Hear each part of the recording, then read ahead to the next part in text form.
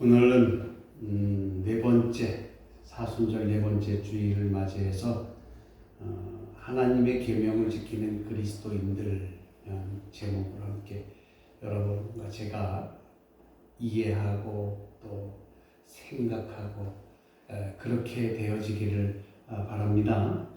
오늘 벌써 사순절 네 번째 주일이에요.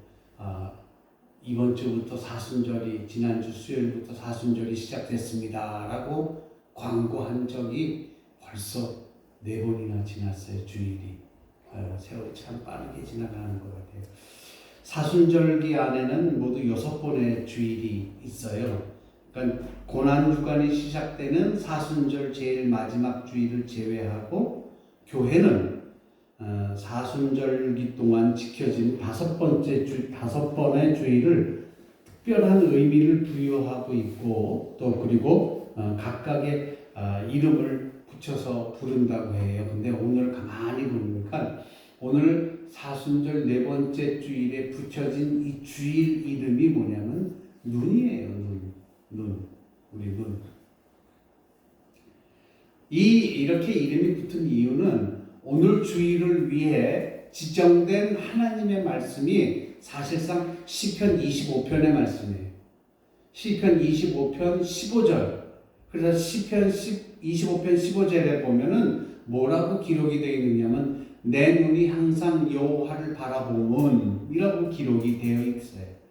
이 말씀을 고백한 시편의 기자의 고백이 십자가 앞에 나와서 예배를 드리고 있는 우리의 고백이 되어지시길 주의 이름으로 간절히 축복합니다. 그러니까는 이 시편 25편 15절의 말씀을 쓴 이 저자가 고백했던 것처럼 오늘 예배를 드리는 여러분 한 분 한 분의 고백도 뭐라고 고백하냐면 따라해 봅시다. 내 눈이 항상 여호와를 바라봅니다.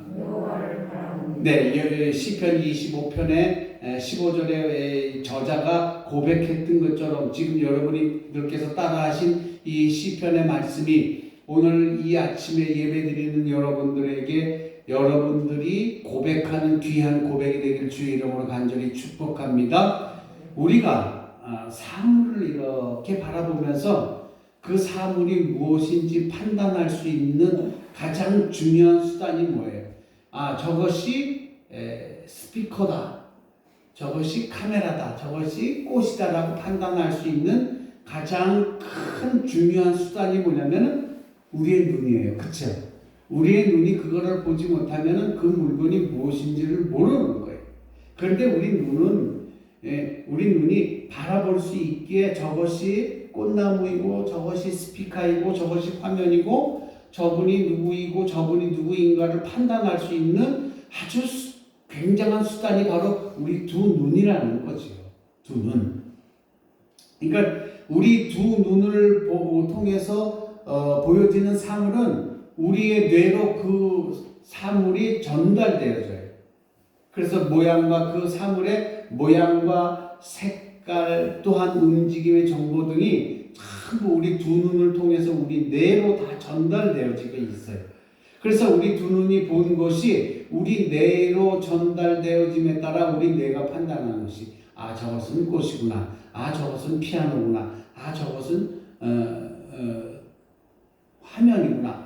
저분은 누구이구나. 이것이 우리 뇌에서 다 판단하는 거예요.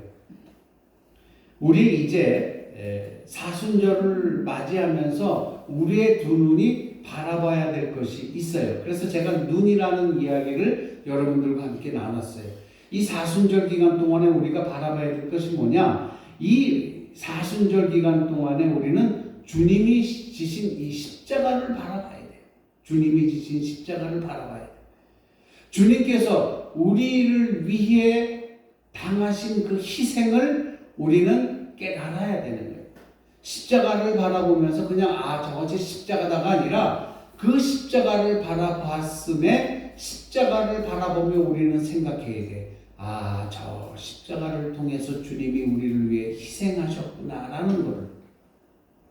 그래서 우리는 이 사순절에 주님이 지신 십자가를 올려다보고 또 하나님께서 우리를 위해 베푸신 놀라운 자비와 사랑을 깨달아 가야 되는 거예요. 이게 우리 그리스도인들이 해야 될 거예요. 우리를 위해서 베푸신 그 놀라운 자비와 사랑. 여러분들은 일상생활을 통해서, 여러분들의 신앙생활을 통해서 우리는 얼마나 하나님의 자비와 사랑을 느끼고 깨닫고 살아가고 있는지 내 스스로 한번 점검해 봐야 돼요. 시편의 말씀처럼 내 눈은 언제나 주님을 바라봅니다.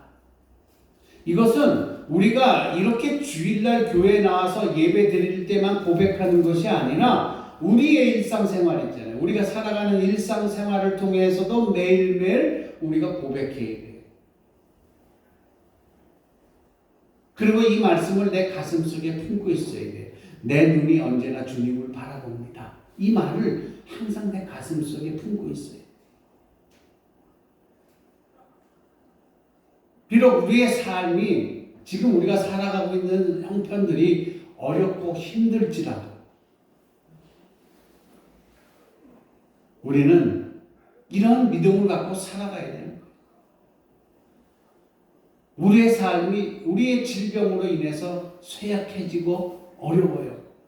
또 뭐 여러 가지 일로 우리가 슬픔을 겪고 있어요. 그때마다 우리는 하나님으로부터 말할 수 없는 큰 은혜를 잊고 있다는 사실을 잊지 말아야 돼요. 우리가 믿음으로 살아간다는 것은 어떤 자리, 어떤 상황 속에 있어도 내 눈이 항상 주님을 바라봅니다라고 하는 그러한 마음가짐과 그러한 결심과 그러한 용기를 가지고 살아가야 되는 거예요. 그게 우리가 살아가야 되는 믿음의 생활이에요. 우리는요, 하나님 앞에서 다 죄인이에요. 우리가 하나님 앞에서 죄인이라고 하는 것은 하나님으로부터 멀리 떠나 있기 때문에 그래요. 아니에요. 나 교회 매일 오잖아요. 교회를 매일 오는 것이 하나님께 가까이 있는 것만이 아닙니다. 우리의 마음은 때로 일반 일상생활 속에서 주님을 떠날 때가 많아요. 하나님을 떠날 때가 많아요. 하나님을 망각하고 살아갈 때, 주님을 망각하고 살아갈 때가 얼마나 많은지 몰라요. 인간이 모두 하나님 앞에서 죄인이라고 하는 것은 하나님으로부터 멀리 떠나 있기 때문에 그래요. 하나님의 뜻을 생각하지 않고 내 중심적인 삶을 살아가고 있기 때문에 점점 하나님으로부터 멀어지고 있는 거예요. 그래서 우리가 무슨 일을 할 때 다 내가 중심이 되려고 해요. 다 내 말이 맞는 거예요. 다 내 뜻대로 해야 돼요. 우리는 이런 걸 뭐라고 얘기하냐면은 자기 고집, 자기 아집이라고 얘기를 하잖아요. 다른 사람 말은, 다른 사람 생각은, 다른 사람이 하는 일은 다 눈에 안 들어와요. 내가 하는 말과 내가 하는 생각과 내가 하는 행동이 모두 옳은 거예요. 그렇기 때문에 그런 것들이 내 마음속에, 내 가슴속에 존재하기 때문에 우리는 하나님으로부터 멀어지는 거예요. 모든 일에서 내가 원하는 것이 모두 이루어져야 된다고 생각해요. 그래서 우리는 어떤 일을 할 때 보면은 요만큼도 손에 안 보려고 해요. 어떤 일을 할 때 그렇기 때문에 우리는 그 일에 대해서 내 자존심이 요만큼이라도 상처받아서는 안 돼요. 절대 그런 일을 용납하지 못해요. 자존심 상하고, 그 다음에 손해를 입는 거 절대 용납하지 않아요. 이렇게 우리는 어떻게 살아가고 있느냐? 전부 다 나 중심적으로 살아가고 있어요. 심지어 신앙생활 속에서도 내가 좋아하고 내가 만족하는 것만을 추구하려고 해요. 신앙의 길을 간다고 하지만 항상 내가 얻는 것이 무엇인지를 먼저 생각하고 있어요. 이렇게 하나님의 뜻을 생각하지 않고 내 뜻을 따라 살기 때문에 우리가 하나님 앞에 죄인이라는 거예요. 그래서 매일매일 우리는 하나님 앞에 죄인이라는 소리예요. 여러분 죄인이라고 하면 여러분 듣기는 안 좋을지 모르시지만 제가 여러분을 향하여, 저를 향하여 우리는 죄인이다라고 얘기한다는 것은 하나님께서 우리와 늘 함께 하신다. 그리고 오늘의 시편 25편 15절의 말씀처럼 내 눈은 항상 하나님을 바라봅니다라고 하는 고백이 제 마음과 여러분 마음 속에서, 제 생각과 여러분 생각 속에서 떠나지 않기를 바라는 간절한 마음 때문에 여러분과 저는 죄인이다라고 얘기하는 거예요. 우리는 그 죄성 때문에, 우리가 갖고 있는 죄성 때문에 하나님 앞에 나가설 수가 없어요. 그런데 하나님은 그러한 상황 속에서도 우리가 하나님 앞에 설 수 있는 길을 열어주셨어요. 하나님과의 인간이 단절되었던 그 단절을 하나님과 화해할 수 있는 길을 열어주셨어요. 하나님께서 예수 그리스도의 희생을 통해서 인간과 하나님이 화해할 수 있는 길을 열어주신 거예요. 우리는 그걸 알아야 돼요. 오늘 본문 18절과 19절에 보면 사도 베드로는 이렇게 얘기합니다. 여러분도 아시겠지만 그것은 은이나 금 같은 것으로 썩어질 것으로 된 것이 아니라 흠이 없고 티가 없는 어린 양의 피와 같은 그리스도의 귀한 피로 되었습니다 라고 기록하고 있어요. 하나님께서는요, 하나님을 멀리 떠나 있던 우리를 다시 불러서 하나님 앞에 세우십니다. 금과 은 같은 것과는 비교할 수 없는 가장 고귀한 것을 하나님은 이미 지불하셨잖아요. 그게 뭐예요? 예수 그리스도. 여기서 결국 드러나는 것이 뭐냐면은 인간을 지극히 사랑하시는 하나님의 사랑을 우리는 발견할 수 있어야 되는 거예요. 사람이 하나님과 화해할 수 있고 사람이 새로워질 수 있는 가장 중요한 출발점이 있는데, 그 출발점이 뭐냐면은 내 자신이 하나님에게 너무나도 큰 사랑을 입은 존재라는 것을 깨닫는 거예요. 하나님께서 용서해 주셨다는 것을 깨닫게 되면서 사람은 새로운 삶을 살 수 있게 되는 거예요. 하나님께서 우리에게 그렇게 큰 사랑을 베풀어 주셨어요. 그걸 깨달아야 돼요. 우리는 하나님과 화해한 새로운 삶을 살아가야 되는 거예요. 그래서 오늘 본문 21절의 내용을 요약해서 여러분들에게 말씀드리자면, 십자가를 지신 예수 그리스도 때문에 우리가 하나님을 믿을 수 있게 되었다는 거예요. 십자가를 지신 예수 그리스도 때문에 우리가 하나님을 향한 큰 소망을 가질 수 있다는 거예요. 이것이 우리가 이 사순절 기간에 깨닫고 체험해야 하는 중요한 신앙적인 내용이에요. 이 신앙적인 내용을 우리는 잘 알아야 돼요. 오늘 본문은 죄된 삶에서 벗어나서 하나님과 화해하는 새로운 삶으로 부름을 받은 사람들이 어떻게 생활을 해야 되는지 가르쳐주고 있어요.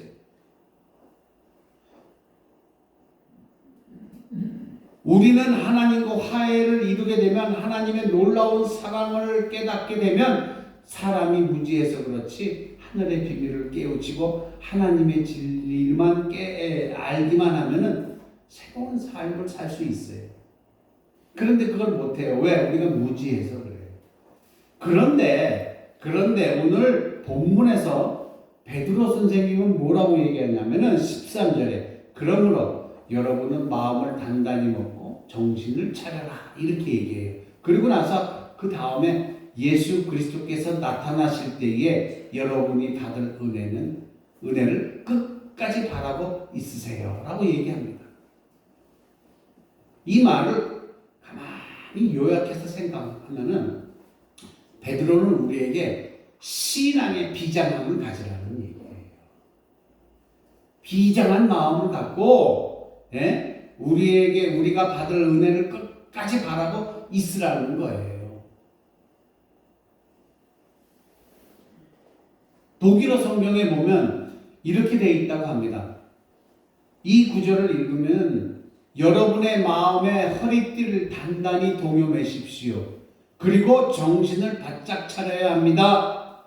우리를 향하신 하나님의 그 큰 사랑을 깨닫게 되었으니, 하나님과 화해한 여러분의 존재가 되었으니, 그것으로 다 된 것이 아니라는 거죠. 하나님과 화해한 새로운 삶은 그냥 저절로 사라지는 것이 아니라는 거예요. 독일어 성경에는 뭐라고 그랬어요? 마음의 허리띠를 바짝 조이고 정신을 단단히 가다듬어라. 이렇게 기록되었다고 합니다. 우리를 향하신 하나님의 크신 사랑을 깨닫고 하나님의 자녀로 받아들여진 우리들이 지금 이 시간 하나님과 화해를 이루고 하나님의 화해로 이루는 것을 말미암아 우리가 새로운 존재로 거듭난 이 사실을 우리가 깨달아야 되는 거예요. 이걸 깨닫고 그래서 허리를 단단히 동요매라고 하는 거예요. 그것이 바로 하나님이 오늘 본문에서 얘기하는 것은 내가 거룩하니 너희도 거룩하라. 거룩한 생활을 살라는 얘기예요. 15절과 16절에 여러분을 불러주신 그 거룩하신 분을 따라 모든 행실을 거룩하게 하십시오. 성경에 기록하기를 내가 거룩하니 너희도 거룩하여라 하였습니다. 그리스도의 피값으로 거듭난 성도들, 이 그리스도의 피로 거듭난 성도들은 어떻게 살게 되어 있느냐? 거룩한 삶으로 살아가게 되어 있어요. 그렇게 거룩한 삶을 살아가도록 부름받은 삶이 저와 여러분이라는 거예요. 이 목사님 그러면 어떻게 돼야지 거룩해져요? 우리는 과연 어떻게 해야지만이 거룩해질 수 있다고 생각을 하십니까? 흔히 거룩하면은 제가 이제 목사 가운을 잘 안 입잖아요. 절기 때만 입잖아요. 거룩이라고 한다면은 목사 가운을 입고 어떤 그 무겁고 화려한 복장 그리고 근엄한 몸가짐을 이렇게 그리고 매우 웅장한 공간과 그리고 장중한 분위기를 가진 것이 거룩하다. 지금 우리의 이 시간은 거룩하다고 느끼지 않아요. 거룩하면은 뭐 큰 교회에 파이프 오르간이 울리고 목사님이 가운을 탁 입고 강단을 탁 그게 거룩함을 여겨지고 있는 거예요. 그런데 성서적으로 가만히 바라보면 성서적 관점의 거룩함이라는 것이 있어요. 그게 뭐냐면은 인간이 만들어가는 그런 외형적인 형식이 아니에요. 성서적 거룩함은 인간들이 뭐 이렇게 있고 그런 거룩함이 아니에요. 성서적 개념의 거룩함이 뭔지 아세요? 잘 들으세요. 하나님의 사랑으로 이루어지는 특별한 은총의 선물, 이게 거룩함이에요. 이게 성서적 거룩함이에요. 하나님의 사랑으로 이루어지는 아주 특별한 은총의 선물, 이것이 거룩함이에요. 어떻게 거룩해질 수 있을까를 묻는 우리에게 레위기 19장의 말씀이 중요한 것을 가르쳐주고 있어요. 레위기 오늘 본문, 특히 본문 16절 내가 거룩하니 너희도 거룩하라는 말씀은 정확히 어디에 나오냐면 레위기 19장 2절에 나와요. 레위기 19장은요 이스라엘 백성이 거룩한 백성이 될 수 있는지를 가르쳐주는 내용이 기록된 것이 레위기 19장이에요. 이집트를 탈출한 후에 하나님과 맺은 계약을 통해 하나님의 백성이 된 이스라엘 백성들은 그냥 저절로 거룩해지는 것이 아니었어요. 하나님의 백성으로 그들의 사회 안에 이루어져야 하는 중요한 내용들이 있었다라는 거예요. 그것을 통해 그 이스라엘 백성들이 거룩한 백성이 될 수가 있었어요. 그래서 레위기 19장은 바로 그 내용을 알려주고 있는 귀한 책이에요. 그 안에 뭐라고 되어 있느냐면 안식일을 지켜라. 19장에 그렇게 되어 있어요. 그리고 우상을 섬겨서는 안 된다. 그런 말도 기록되어 있고요. 화목제를 드리되 하나님께서 줄거이 받도록 드려라. 이런 어떤 종교적인 내용들이 기록이 되어 있어요. 하지만 그것만 있는 것이 아니에요. 오히려 그것보다 훨씬 더 큰 비중으로 이스라엘 사람들의 일상생활 속에서 실천해야 되는 내용들이 기록이 되어 있어요. 레위기 19장 9절부터 10절까지 밭에서 난 곡식을 거둬들일 때는 밭 구석구석까지 다 거둬들여서는 안 된다. 거두어들인 다음에 떨어진 이삭도 주워서는 안 된다. 포도를 팔 때 모조리 따서는 안 된다. 포도를 딸 때 포도밭에 떨어진 포도도 주워서는 안 된다. 이유가 있어요. 왜 그렇게 해야 되는지.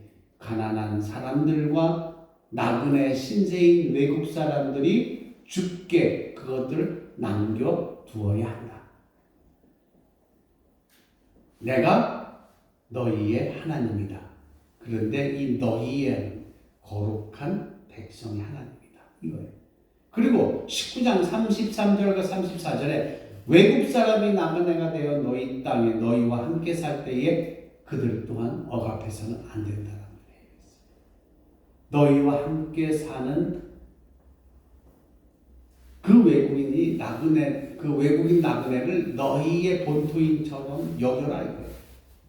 그를 너희의 몸과 같이 사랑하라. 너희도 이집트 땅에서 살 때에는 어렵게 살아가지 않았느냐. 이 얘기예요. 우리 이 주위에는 다문화 가정이 있어요. 외국인들이 있어요. 우리 그걸 생각해야 돼. 그 외국인들이 외국인이라고 생각을 하면 안 돼. 이미 여러분들 가정 속에서는 그런 며느리를 두신 분들도 있어요. 그 며느리를 생각할 때에 그들도 한국 사람이다라고 생각을 하고, 생각하는 게 아니라 그렇게 여겨주십시오. 비록 현실적으로 볼 때 다른 나라에서 왔지만 여러분들의 가족이 되지 않았어요? 그런 사람들을 한국 사람이라고 여겨주고 그들을 맞이하고 따뜻하게 해주라는 얘기예요. 그게 레위기에 나와 있어요. 그게 하나님께서 거룩하게 살아가는 삶 중에 한 종류라는 거예요. 외국인 근로자들이 얼마나 많아요. 근데 뉴스를 보면 얼마 전에 또 태국 사람이 죽었잖아요. 그렇죠? 돼지우리에서. 그냥 싼 임금에 그냥 막 부려먹고, 응? 레위기의 말씀을 알면은 우리는 그렇게 할 수가 없는 거예요. 너희도 이집트에서 나그네일 때가 있었지 않느냐? 그것이 레위기의 말이에요.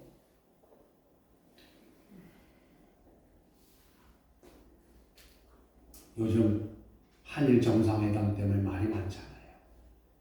우리도 일본의 속국이었을 때, 일본이 우리를 침략했을 때 우리도 그런 시절이 있었잖아요.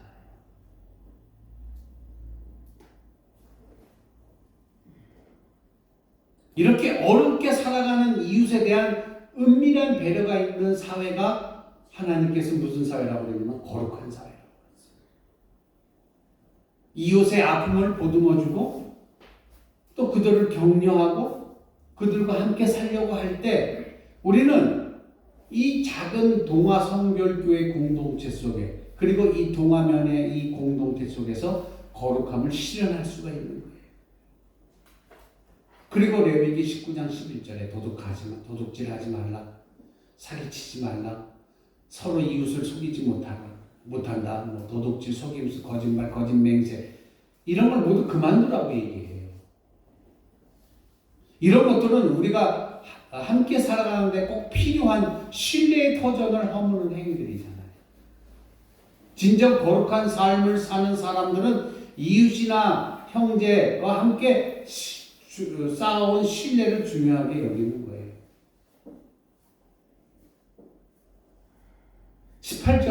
19장 18절에 내용도 있어요. 뭐라고 되어 있느냐면은 18절에 보면은 한 백성끼리 앙심을 품거나 원수 갚는 일이 없도록 하라. 다만 너는 너희의 이웃을 내 몸처럼 사랑하라. 나는 주다. 이것이 예수님께서 사람이 이 땅에서 지켜야 하는 가장 중요한 두 가지 계명 중에 하나로 말씀하고 있는 거예요. 우리는 거룩한 것을 일상의 삶과는 다른 것으로 여겨야 돼요. 거룩한 삶은 지금 우리가 살아가고 있는 이 삶과 다른 것의 삶이라고 생각하고 있어요. 그러나 아니에요. 하나님께서 오늘 본문과 베드로 선생님이 얘기하는 본문과 레위기에 나와 있는 말씀을 가만히 종합하고 정리해서 보면은 거룩한 삶이라는 것은 따로 정해져 있는 것이 아니라 우리가 일상생활 속에서 다 할 수 있는 것들이에요. 그래서 우리는 거룩해지려면 다른 옷을 입어야 돼요. 특별한 장소를 가야지 거룩해진다고 이해하고 있어요. 그러나 우리를 정말 거룩하게 만드는 삶의 내용들은 뭐냐면은 가만히 오늘 본문하고 레위기 19장에 나와 있는 본문들을 가만히 보면은 우리 일상생활에서 다 할 수 있는 일들이에요. 그거를 하나님께서 우리보러 살아나는 거예요. 그게 거룩한 삶이에요. 그래서 하나님이 내가 거룩하니 너희도 거룩하라. 하나님이 그렇게 사셨어요.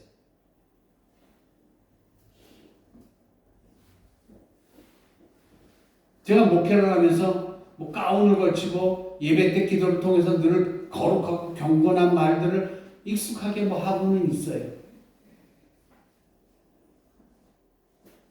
만약 저의 생활만을 우선적으로 생각하고 저 자신을 지키기 위한 관심만 가지고 있다면 제 속에는 거룩함이 전혀 없는 거예요. 하지만 험한 일을 하며 작업복에 온갖 지저분한 것을 묻히고 손으로 더러운 것을 만지고 살아야지만 그러나 그 삶을 통해서 늘 다른 사람을 배려하려고 노력하고 있어요.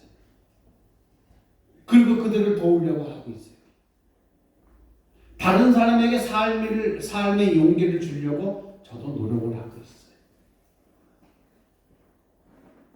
그래서 우리 이웃들에게 그 사람들의 삶의 용기를 얻고 삶의 용기를 통하여 또 살아가기를 도와주는 사람들이, 그런 여러분들이 거룩한 삶을 살고 있는 거예요. 사랑하는 교우 여러분, 여러분이 무엇을 하며 살든 그리고 어떤 여건 속에서 살아가든 여러분의 삶을 통해 너희도 나처럼 거룩하라고 하는 하나님의 계명을 지킬 수 있기를 주의 이름으로 간절히 축복합니다. 여러분 생활 속에서 진정한 거룩함을 꼭 이루시고 이번 사순절 4번째 주간을 살아가는 이 한 주간도 건강한 영성을 회복하는 은혜의 시간이 되기를 주의 이름으로 간절히 축원합니다. 이렇게 기도할게요. 하나님의 계명, 내가 거룩하니 너희도 거룩하게 살아가라.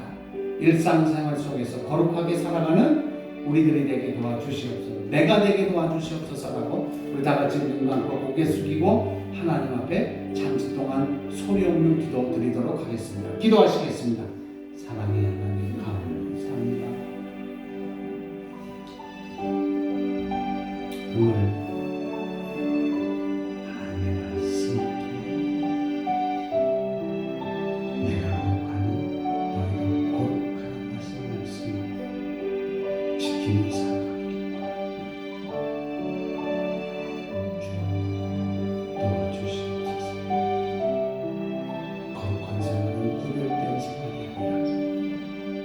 우리의 삶 속에서 하나님의 말씀 지키며 살아가면서 거룩한 생활은 만들어진 생활이 아니라 하나님의 말씀을 실천하며 살아가는 생활임을 우리는 압니다. 그것을 깨달았습니다. 그대로 살아가기를 원하니 하나님 도와주시옵소서.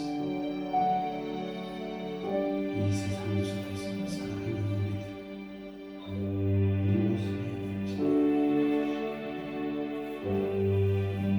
나의 작은 뭉칫뭉칫하는 거룩한 삶을 살아가는 우리의 삶을 주시옵소서.